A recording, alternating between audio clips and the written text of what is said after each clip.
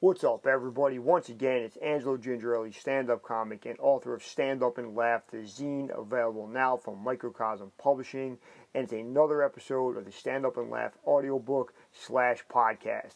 On this episode's audiobook section, we're going to finish off the top 10 strategies for building a comedy scene, which include reaching out to other scenes, taking suggestions, sometimes, the fact that timing is everything, and seeing potential in non-traditional venues. So we're talking about comic book stores, record stores, laundromats. Obviously, there's comedy clubs, there's bars, everyone knows about those, but where else can you do a show that maybe it's right in your neighborhood, nobody ever thought about doing a show there before, and you can crush it and make a great room out of something nobody saw that way before. Following the audiobook segment where we wrap up the top 10 strategies for building a comedy scene, we're going to talk to Jim Tews. Jim came across my radar in 2015. He was a guest on the Masters of None podcast, one of my favorite podcasts of all time. He's a comic that at the time was living in New York and doing big things, doing big shows in the city, but had come out of Cleveland's comedy scene just a couple years before. And the people he came up with made this documentary called Make Fun. And it was available on YouTube, and I watched it, and what was going on in Cleveland in the 2010s really reminded me a lot of what I was a part of in Asbury Park. So I really liked it. I sent him a message, congratulated him on the documentary, and we kind of became online friends after that. And then it was time for me to kind of write my zine, which will hopefully become a book before too long, and do this podcast. Jim was one of the first people I thought of because he's just living proof that if you're part of a thriving comedy scene in a smaller city, you can make that jump to a big city like New York and really jump in the game at a high level because you honed your skills and mastered your craft in that smaller scene. Obviously, Cleveland's a big city, but there wasn't a really big comedy scene, and Jim and his people he worked with and collaborators really did a great job of documenting Cleveland's just below the radar comedy scene in the early 2010s. So again, this episode, we have the ending of the top 10 strategies for building a comedy scene, including reaching out to other scenes, when to take suggestions, knowing that timing is everything, and seeing potential in non-traditional venues. And then right after that, we're talking to Jim Tews, a guy who was instrumental in Cleveland's comedy scene and then made the jump to New York just a couple years after. Stand Up and Laugh. Build a comedy scene, produce your own shows, and create community by Angelo Gingerelli is available now on microcosmpublishing.com. If you're trying to make your way in the world of stand-up comedy, you can build your career while enlivening your local comedy community and mutually supporting your fellow humorists, and you can even have fun while doing it. Angelo Gingerelli shares his hard-won advice for anyone who wants to create a comedy scene from scratch in a smaller community, carve out their unique niche in a larger city full of professional funny people, or anywhere in between. Lots of good tips here for anyone organizing community events, from how to book venues, get publicity, and avoid drama. Also includes great arguments for starting or joining a comedy scene rather than thinking of yourself as a lone wolf, and solid wisdom for being an asset to an existing stand-up community. Stand Up and Laugh by Angelo Gingerelli is available now on microcosmpublishing.com.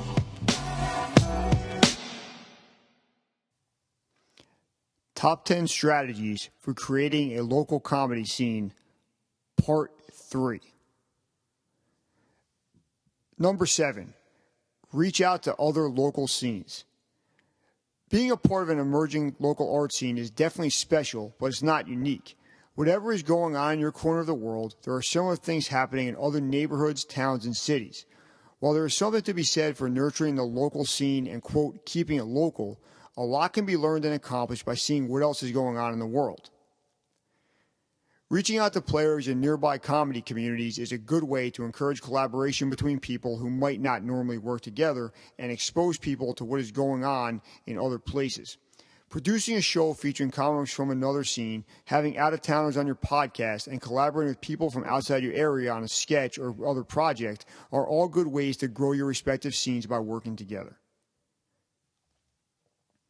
In general, most people working at the local level of performing arts in their communities face the same challenges.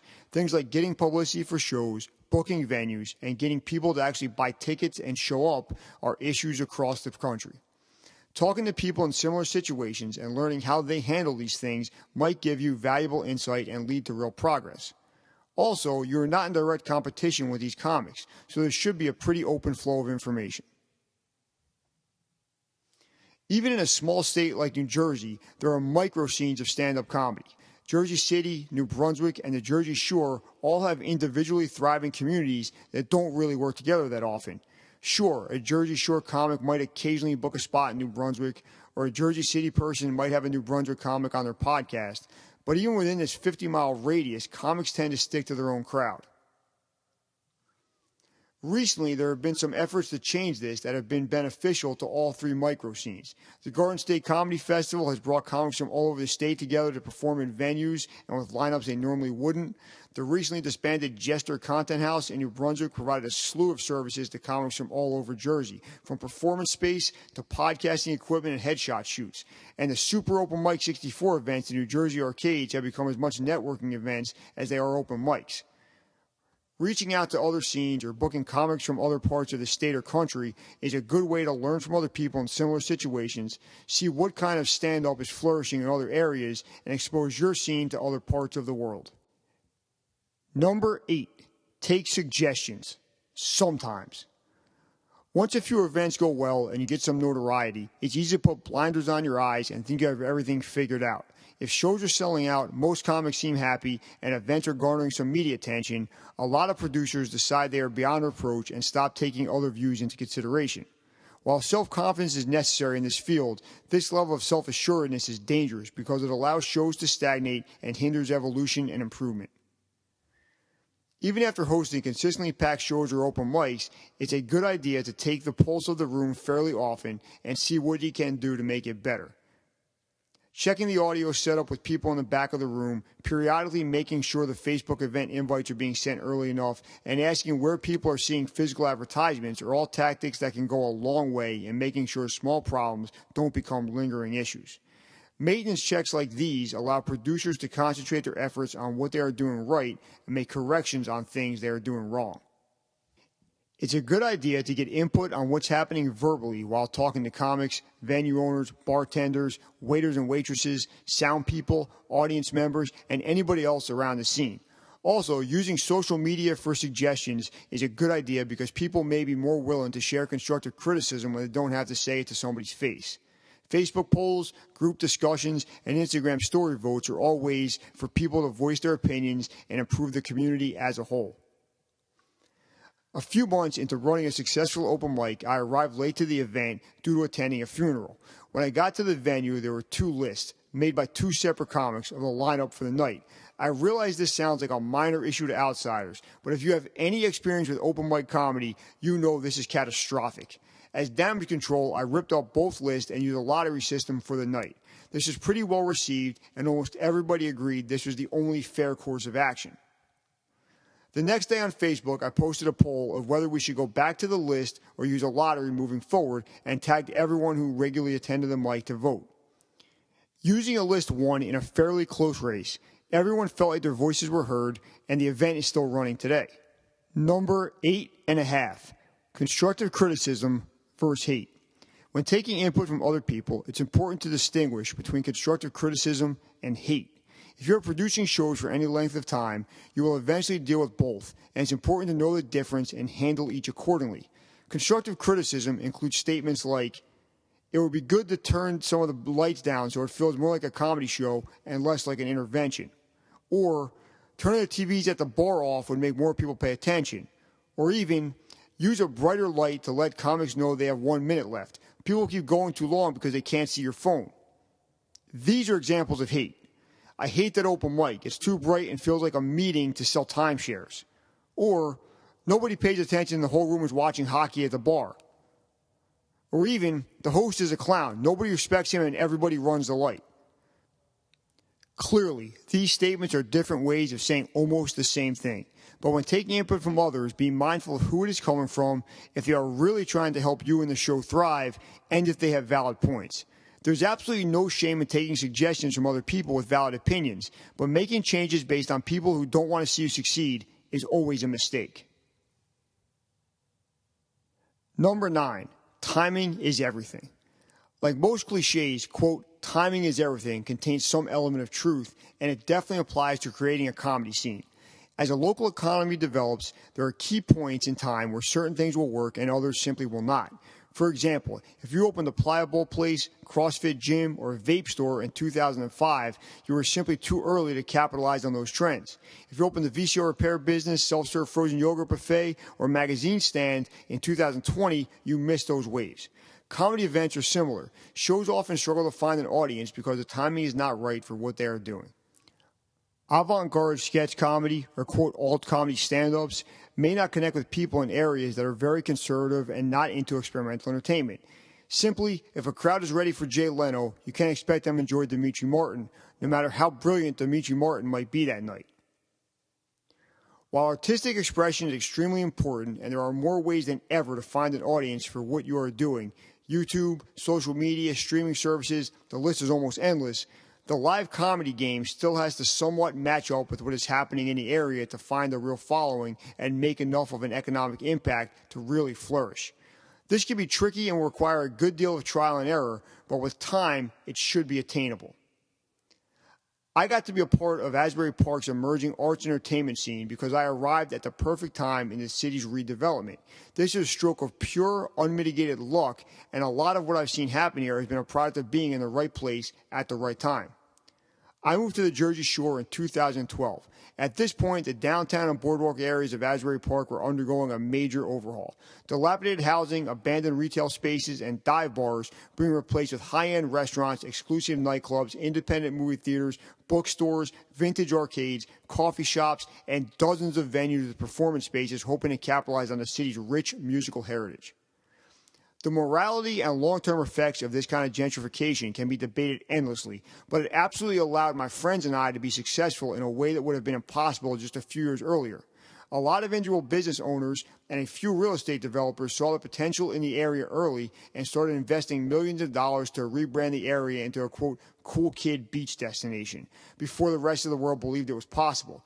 This created a situation where venues are starting to be profitable during the peak summer months and a few select weekends during the year, but were struggling on most weeknights and during the long, cold off-season.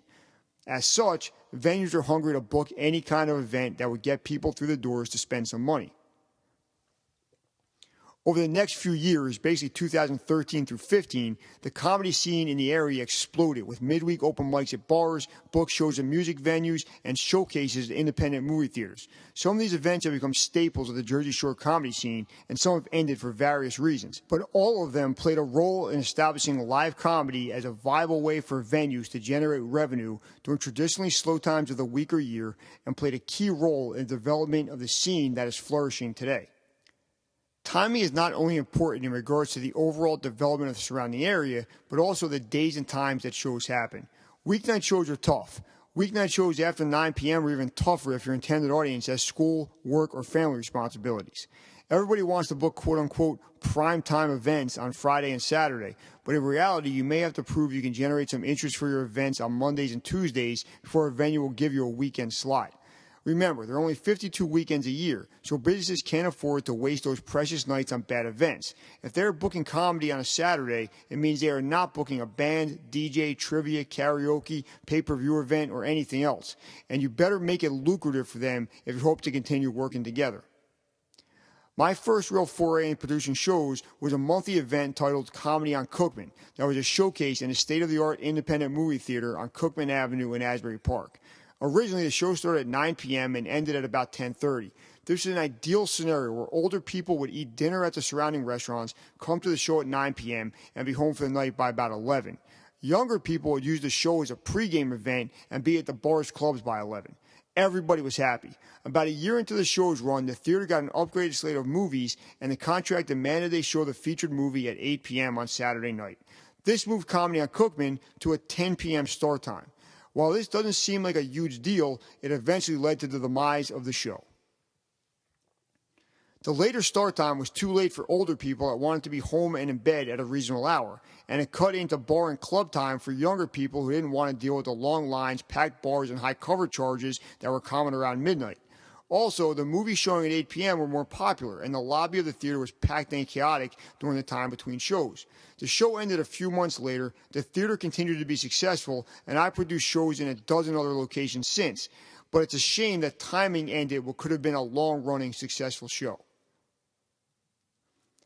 Timing is incredibly important when producing shows. There will be some trial and error, but try to learn as much about the area and your target demographic as possible before you book a show, and schedule it for the ideal time and place to optimize the chances of success. Number 10, see potential in non-traditional venues. A thriving comedy scene where comics can perform often and develop as comedians requires a lot of shows and a lot of venues. It would be great if comedy clubs were open to aspiring performers using their space to develop the material, timing, and stage presence required to perform on their weekend shows, but this is simply not the case. A lot of new comics are hostile towards established clubs because of their lack of support for new talent, but it's somewhat understandable. There aren't many professions that allow you to practice at a big-time level before you are actually ready for the big time. You can't just walk into Madison Square Garden and take some jumpers before you're on the Knicks, just like you can't show up at the Comedy Cellar to try some new jokes before you're established. This lack of support from actual comedy clubs forces comics in emerging scenes to think outside of the proverbial box and find new places to perform. These non-traditional venues can include music venues, community theaters, libraries, bars, restaurants, specialty stores, co-ops, and even people's houses.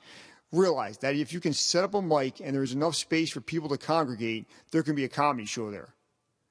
If New Jersey's comedy circuit only involved the established comedy clubs, there would only be 2 or 3 hotspots of comedy activity that allowed new comics to perform on nights when they didn't have headliners on the bill. Instead of this bleak landscape full of very few shows and fewer opportunities, Jersey comics have looked outside of these traditional venues and produced open mics and shows in every setting imaginable. Vegan co-ops, punk rock bars, record stores, comic book shops, cafes, pizzeria basements, and independent movie theaters have become home to long-running events that have become staples of the scene. Without this ingenuity and ability to see potential in non-traditional spaces, none of what is happening in Garden State would be possible.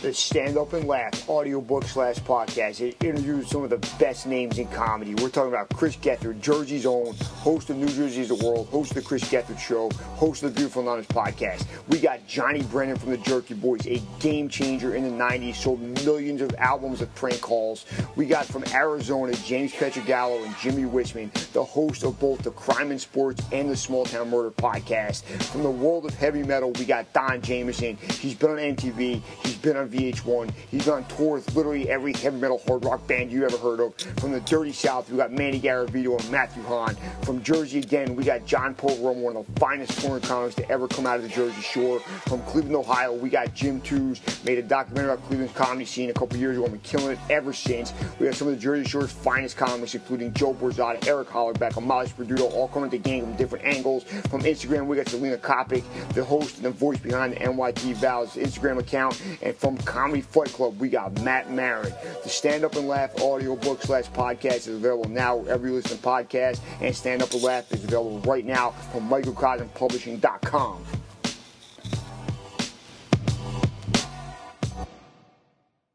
And it's time for another interview segment of the Stand Up and Laugh podcast. Stand Up and Laugh is available now from microcosmpublishing.com.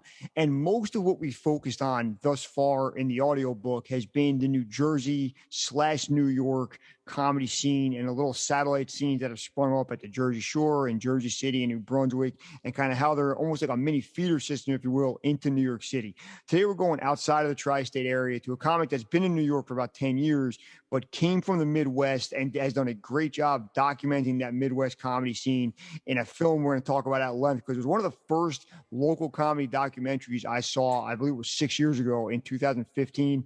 And it really kind of opened my eyes to what we were doing at the Jersey Shore was special, but it wasn't unique. It was happening in small towns and smaller cities all over, and he just did a great job at documenting that and showing what was going on in Cleveland at the time and kind of how that prepared him to take that next step into New York City and doing some of the big things he's doing now. So without further ado, I want to welcome Jim Tews to the podcast. Jim, how's it going, man? Good. How are you? I'm great. I'm doing really good. I'm super excited to talk to you because I've become a fan of yours. Like I said, I came across Make Fun in 2015. It may have been out about a year or so by the time I got to see it. I saw it because you were a guest on the Masters of None podcast. And those guys are just really three cool guys that kind of, I believe they were the first podcast I ever listened to.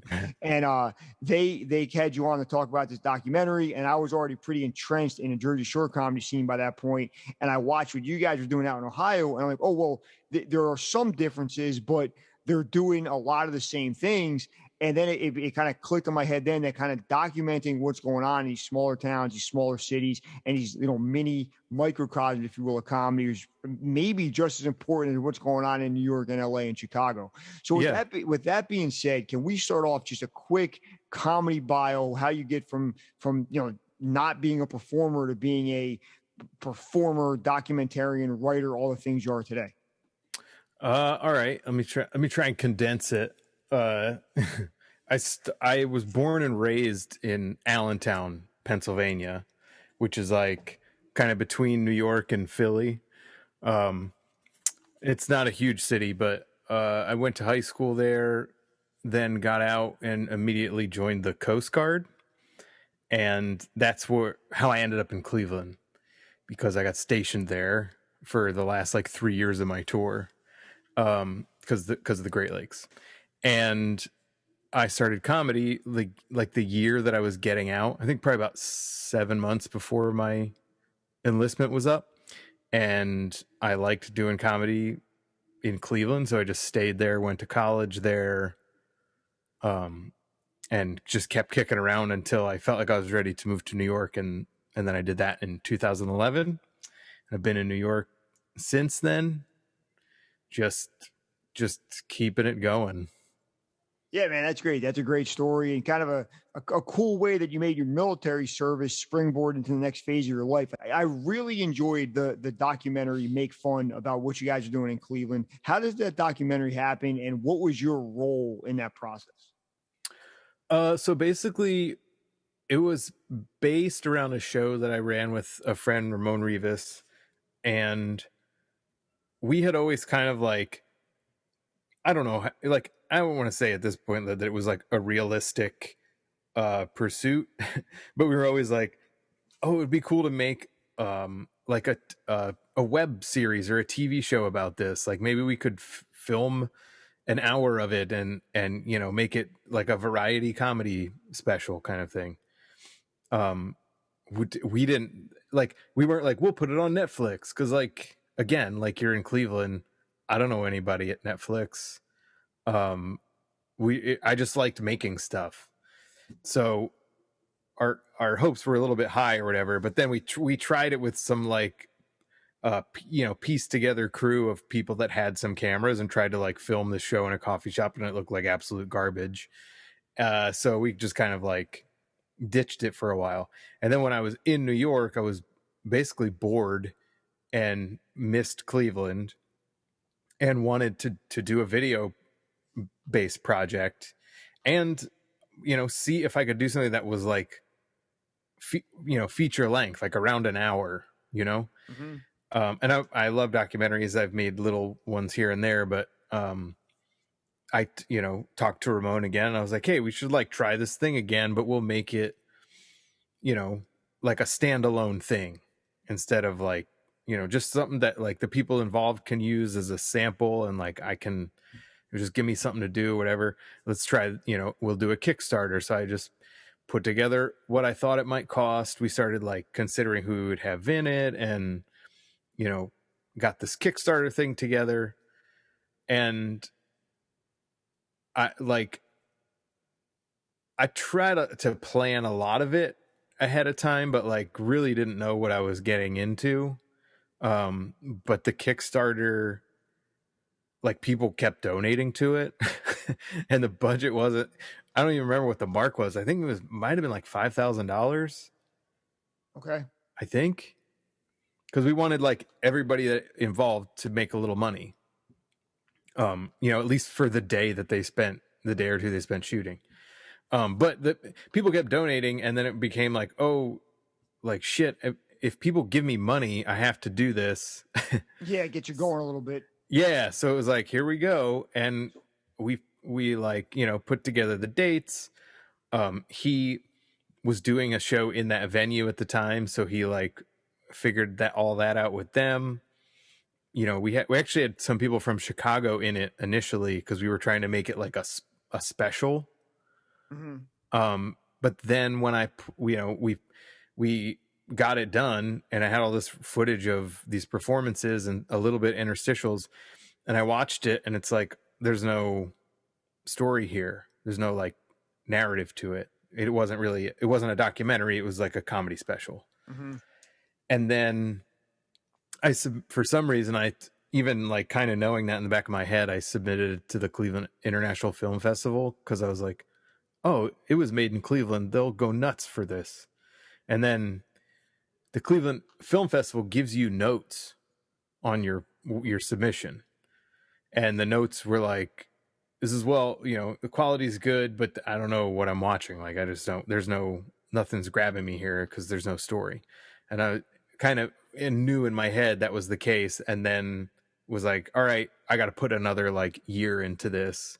I got to go back and start filming the story, take, the Chicago people out of it and give us a, bit of a message and a more defined cast or whatever. Yeah, man. So I that's think what I ended up doing. I think one thing that's interesting about what you're able to do is, as somebody who runs a lot of open mics and a lot of shows and is just kind of in the world all the time, I feel like what's hard about a comedy documentary is you don't know what nights are going to be the great nights. It's very hard, in my opinion, to book a crew and the lighting and everything you need. Yep. And you don't know what, if you don't really have a headliner, you don't know what the crowd's going to be like that night. You don't know who's going to kill, who's going to bomb. It's almost to some extent like filming a sports documentary, and like literally anything could happen. Right. And you got to kind of be ready. I'm assuming with the camera and the sound and audio, you got to be ready for anything to happen in a way where, if you're filming a documentary on an established headliner, that's probably not the case. Like, they know what night they're taping their special. They know where their big markets are. We're doing people that are, at a level below that. It's just much harder to tell when the great nights are going to happen. That's in my opinion, that's it's like the best and worst thing about comedy at this level. It's like there's nights that for some reason are off the charts great and it's lightning in a bottle. And there's some nights where theoretically all your ducks are in a row and it's not fun and nobody does well and there's nothing to record. Right. And like 4 people show up and it's such I think it's so hard, man. Even though I've been in close to a decade or even over a decade, dude, I just can't figure out the formula to make it work night after night after night. Not just for myself, just for the lineups I put together and the mics I host and stuff like that. Just comes with time and consistency, I think, and just building a reputation. Okay. As somebody who keeps putting on a good show, with good people and slowly but surely, hopefully. And Cleveland had a weird advantage, I think, too, because it's like people were moving there and less people were leaving. Like, Cleveland's population started to grow. Okay.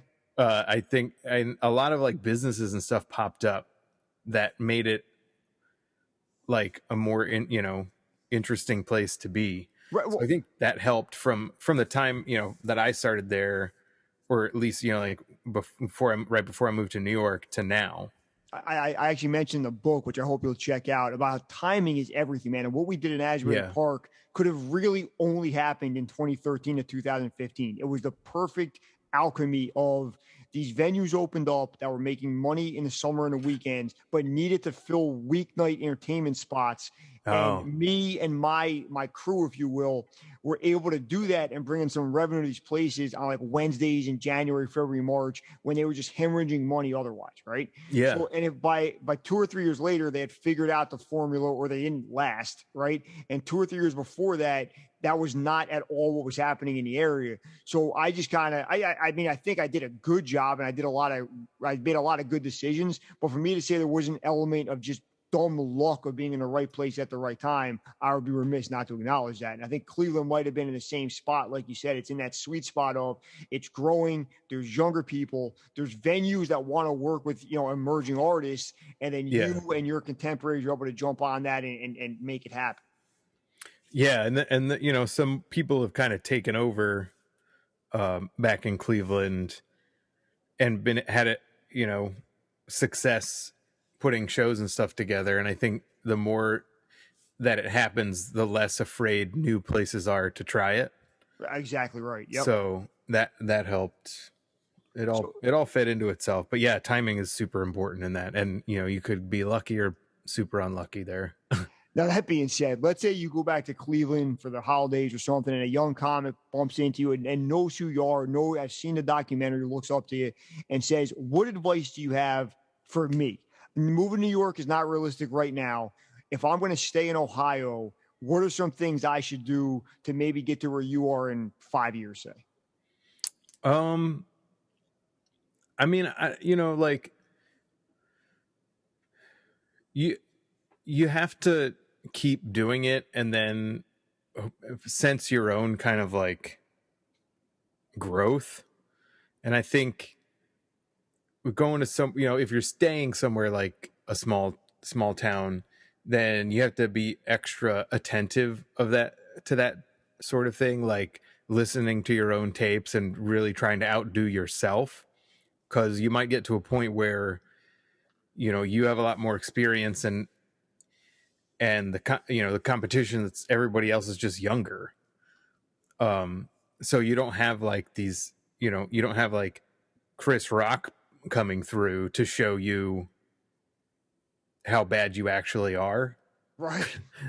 So you gotta check yourself a little bit, and just like keep finding places to do it and giving people a reason to come back to see you do it. Because and like I hate the building the audience thing, to harp on it, but it's just the way it works. Like, if you build an audience where you're at, then that's good. If you do it on the internet, then that's fine too.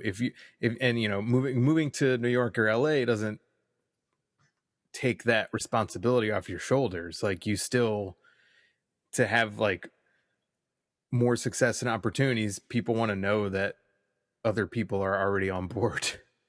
So building your own audience is big. And I would also say, like, I think maybe people think it's like moving to New York is like a shortcut in some way, or like you don't have to do that part of it. But I have come to find that's not really the case.